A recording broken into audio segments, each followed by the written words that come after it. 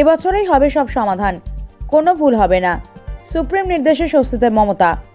আপাতত স্বস্তি পেলাম।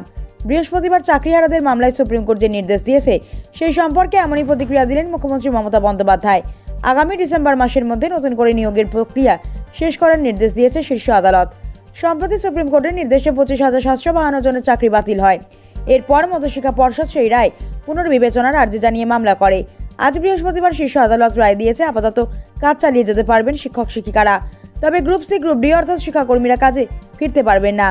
এই নির্দেশ প্রসঙ্গে মমতা বন্দ্যোপাধ্যায় বলেন, আমরা বেতন নিয়ে বিকল্প পথে সন্ধান করছিলাম, এবার সময় পেয়ে গিয়েছি, এবছরের মধ্যে সব সমাধান হয়ে যাবে।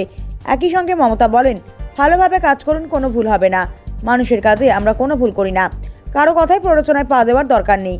তার দাবি আগামী বছর পর্যন্ত করাবে না, নিয়োগ প্রক্রিয়া এবছরই শেষ হয়ে যাবে। চাকরিহারাদের উদ্দেশ্যে মুখ্যমন্ত্রী বলেন, আইনে ভরসা রাখুন, সরকারের ভরসা রাখুন, কোনো না কোনো পথ বের করব।